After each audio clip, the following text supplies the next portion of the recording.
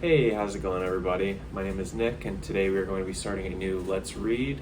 We're going to be reading The Sympathizer by Viet Thanh Nguyen. It is a novel published in 2015 about a half French, half Vietnamese communist spy who comes to America following the fall of Saigon. It is a satirical novel, funny, cutting, sad as well. Kind of explores identity, cultural identity, as well as political identity in 1970s America as a Vietnamese refugee, as well as a communist spy, and all that encapsulates. So just starting off, I have not finished this book yet. I'm currently about 6 chapters in. It's incredible so far. I'm really enjoying it. The language is super quick. The dialogue can sometimes feel a little bit impersonal, but I think that kind of helps to sell the struggle that the sympathizer, the main character of the novel, who I'm not sure, I'm about 6 chapters in, like I said, but I'm not sure if his name has ever actually been brought up. So during this conversation, I'll be referring to him exclusively as the sympathizer. It kind of explores the way that he interacts with his memory of situations and the kind of unreliable narrator aspect of the kind of retelling of the events of the novel. We're going to start with chapter 1.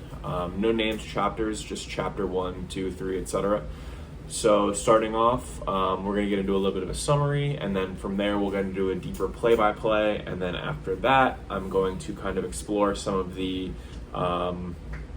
topics that I found to be really interesting, some of the quotes that I found to be really cool, and some of the stuff that kind of helped me to sort of flesh out the story in my own mind and help make me appreciate the story a little bit more. Let's get into it. So I wrote this summary down. I'm going to just read it off word for word, and then from, kind of as things start to shake out in my mind a little bit, we'll get into some more specifics, but this is the summary that I had written down just based off my own reading.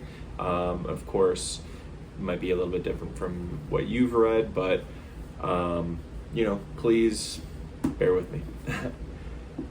So the summary for chapter 1, we are introduced to some of the main players in the book right off the bat. The sympathizer, his direct boss, the general, his American confidant, Claude, and the sympathizer's blood brothers, Bon and Man, the former a real patriot in the Vietnamese army, and the latter another communist spy for the NVA, and the sympathizer's handler. We learn that the story is being told in the form of a written confession by the sympathizer while he is being held in a prison, presumably because of his crimes of spying for the communists. The sympathizer recounts his education in America and the main reasons behind his commitment to the revolution, as he puts it, while also showcasing that he does truly care for his countrymen. It is apparent that he feels the only way that Vietnam will be able to bounce back from French colonialism and from the Vietnam War is through the acceptance and adherence to communist doctrines. We also learn that the sympathizer is a bastard, born out of wedlock to a Catholic priest, father, and a penniless mother.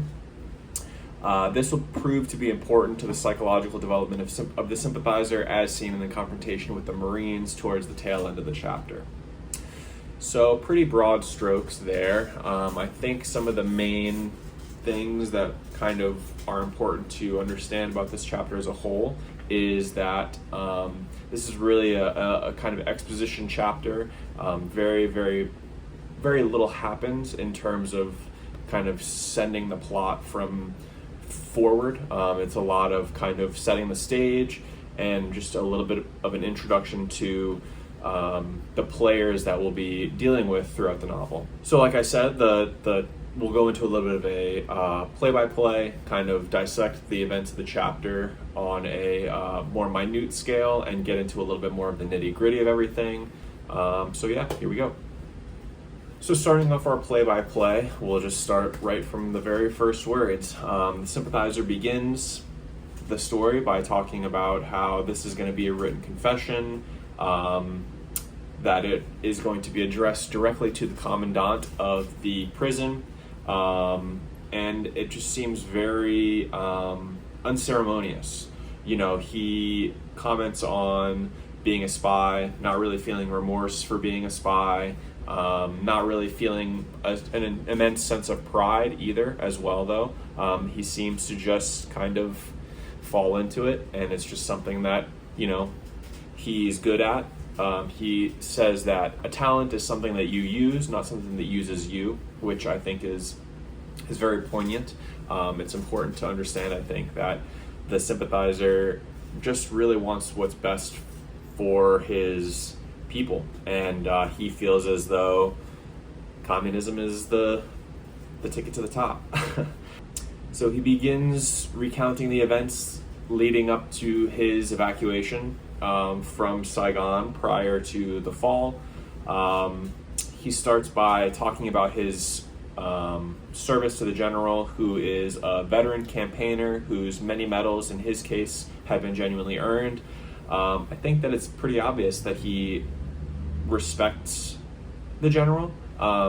He shows a certain level of professional respect as well as personal respect. The way that he talks about other military personnel throughout the book, at least from where I've gotten to so far, at least in the Republican Army as well,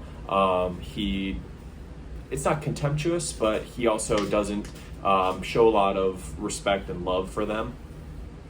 But I think that his proximity to the general and the fact that, you know, the general kind of brought him along as an aide-de-camp through his kind of military career, I think that he does have at least a cursory level of respect and admiration for the general, even if he thinks that he's, you know, fighting for the wrong side, more or less. So we get a little bit about the general, about his interactions with the general, his kind of service that he provides for the general. And then we're introduced to Claude, who is an American who works for the American Embassy to try and stimulate tourism to post-war Vietnam. He's someone that the general relies on in order to help procure evacuation from Vietnam prior to the communists coming in and basically taking over the city. He brings the good news that he has secured a C-130 plane, and that 92 people are going to be able to evacuate with them. And the general is a little bit incensed by that, you know, the fact that only 92 people will be able to kind of evacuate with them. He kind of demands, you know, only 92 people. What of my staff? He says, and Claude calmly, which is, I think, important to note as well, that he responds that he has a plane. You know, he has the evacuation secured, and not many people are that lucky. So then we get into the delegation of the evacuation list from the general to the Sympathizer. The Sympathizer talks about how he is listening to the radio and trying to cross names off the list to try and see who's going to be coming, who's going to be staying. This brings up the memory of an arrest that the secret police had to make of a communist agent that the Sympathizer feels sort of responsible for, because he didn't give the agent enough of a heads up that the secret police were coming.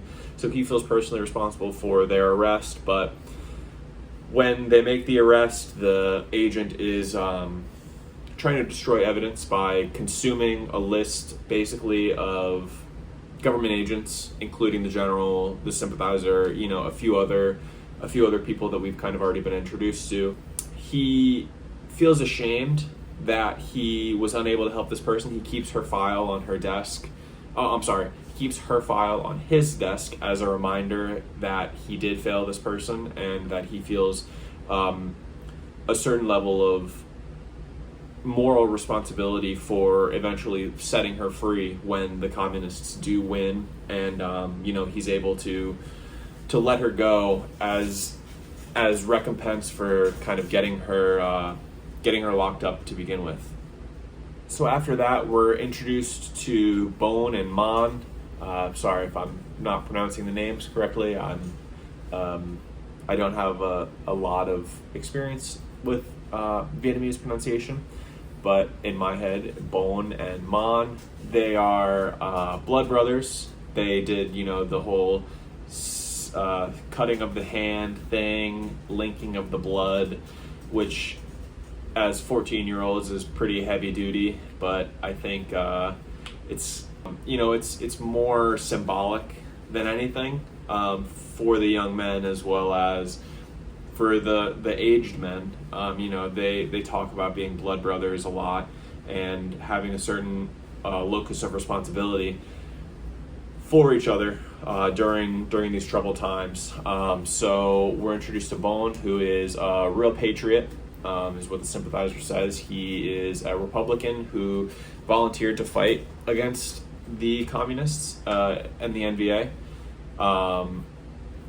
He is married to Lynn, and they have a son named Duke, who is the Sympathizer's surrogate nephew, the closest thing he feels to a child, because he is not engaged in familiar relations with anyone else pretty much. He's kind of married to his work, working for the general as well as being the communist spy. He kind of has a lot on his plate, and unfortunately he's not able to really deal with all that family stuff right now. So they meet at a beer garden. They have, the Sympathizer kind of walks through the fact that Bowen, Lynn, and Duke will all be evacuated the following day, and Mon says that he's staying behind. He'll be evacuating the day after, but we know, the Sympathizer knows that he's really a communist agent, so he's waiting for the communists to take over so he can kind of help speed things along with the communists and kind of help them take control of the city when they finally do reach the gates. The three, at the end of the night, when they are heading home to leave, they are kind of accosted by some Vietnamese Marines who are away from their post. And during this chapter too, there's constantly firefights and explosions, and there's a war going on, and it's pretty obvious throughout the chapter that the NVA are closing in on the city. There's an ammunition depot that kind of goes up that sends the Sympathizer into a reverie, and then this event right here, the three Marines are kind of accosting the Blood Brothers. They're hurling insults about the fact that the generals have all vanished into smoke, and that they're left to cover the retreat, which is totally fair. I think that's an accurate representation of the way that things have been going and had gone during this time, and unfortunately the men at the very bottom are kind of left to hold the grenade as it was. They're left to kind of deal with the situation, while the general is able to take 92 of his closest friends and family members and ride a C-130 out to Guam, which is where the refugee camp that they will be flying to is located. So it's important to note too that they mention, or that they call the Sympathizer a bastard, and he takes offense to that. He's very concerned with his outward appearance. Not concerned necessarily, but it's important to him that it's an affront to his honor that they call him a bastard, and he doesn't really have anything to respond except for, I'm your superior officer and you're out of line, more or less. But that's sort of the end of the chapter. Once another set of explosions and a near firefight pulls the Marines away back to their posts. The three blood brothers share their goodbyes and go to prepare for the evacuation that is scheduled for the following day. So that's the chapter, pretty much. The main players are introduced. We kind of start to understand where the Sympathizer is coming from in terms of his reasons for being a spy and for his support of the Communist Party. And we're introduced to the people that the Sympathizer is interacting with on a daily basis in his professional life, in his personal life. We don't really get a lot of the communist side, the people on the communist side, in terms of his superior officers. But we do learn that Mon is sort of his handler when it comes to his interactions with the communists. So him and Mon have a bit of a deeper relationship, an unspoken deeper relationship that they kind of have to hide from Bon because his patriotism and his activities in the army makes it so that he would probably kill them, honestly. But yeah, I think chapter 1, super good, pretty quick. There's not a ton that happens in terms of grand narrative. It's more of a scene setting, if that makes sense. Not a lot of forward movement, but the incredibly important lateral movement, I think. So some of the things that I wanted to kind of touch on in terms of important themes that I noticed was the influence of American culture. I think that the Sympathizer is pretty Americanized. He talks about how he's constantly mistaken for an American on the phone. He doesn't speak English with an accent. Because of his French heritage, he has certain European features. I know that they made the show character have bright blue eyes. He doesn't really get too into his physical characteristics in this. Yeah, he definitely has European features because the Marines are able to tell right away that he is kind of a bastard, as they say. So yeah, the American culture in action. I think it's important to note that the General and Claude and the Sympathizer, they're always drinking American whiskey. Jim Beam, Jack Daniels, that kind of thing. Even when they go to the beer garden, he doesn't really mention any beers by name, any Vietnamese beers by name. It's more so, local unnamed brew with his friends. And he talks about his record collection that he'll unfortunately have to leave behind. He talks about listening to the American radio station on his radio while he's kind of crossing the names out on the evacuation list. Marvin Gaye, Janis Joplin, The Temptations. He talks about how his schooling, when he went to college in America, graduated from some school in California. I'm not remembering right now off the top of my head, but he graduated from school in America, smoked pot, lost his virginity, that kind of thing. Was basically schooled in the American way of thinking, which is important for him as a spy. And I think the American influence is sort of what pushes him further into his desire to be a communist spy. He wants liberation. He wants freedom from foreign influence and from the implication of foreign actors in his country. He wants to kind of take his country back, and he plans to do that through spying and offering what help he can in whatever way he can. Yeah, I think that that's kind of the important aspect of this chapter. One of the important themes is American influence in Vietnam, in post-war Vietnam, even though the American army is no longer there, even though, American influence is no longer hard power over there in terms of soldiers and tanks and et cetera, there's still the soft power, the American soft power that's still pretty ubiquitous, still pretty important in terms of culture at the time. The Americans are the ones who are still evacuating refugees.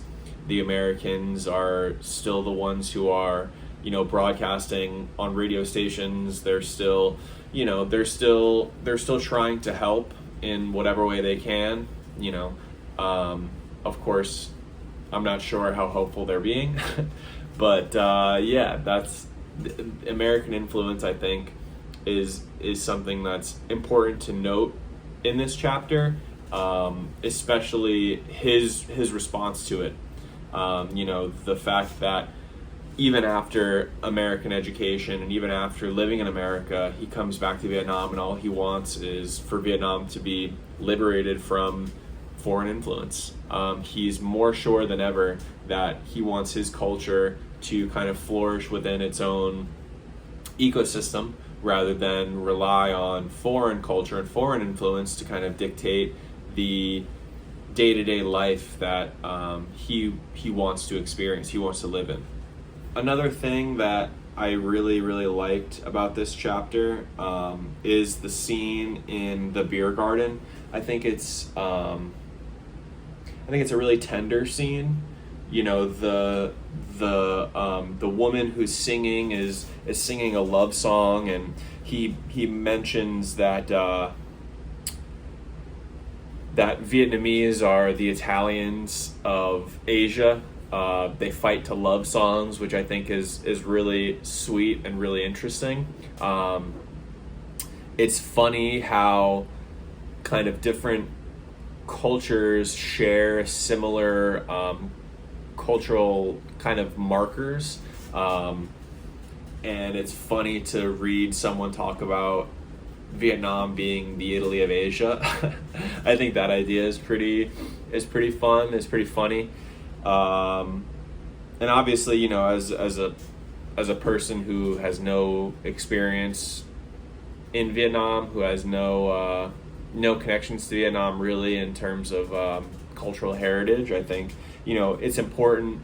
The chapter is an important kind of historical document because it shows what life was like at the time that the events are taking place.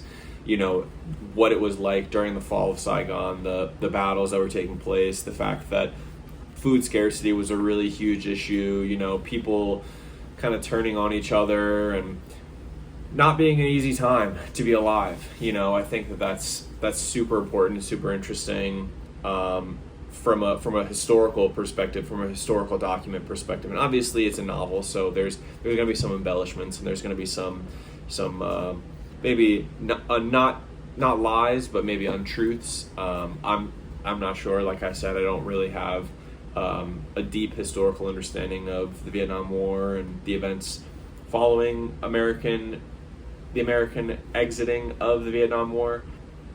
The beer garden scene, really tender, really, really special. I think it shows the relationship that the three men have, the Sympathizer, Bone, and Mon. I think that they really do care about each other.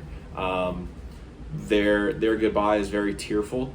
They talk about being together again when their country is able to be together, when their country is no longer under threat. The three men talk about being the Three Musketeers, a kind of Three Musketeers.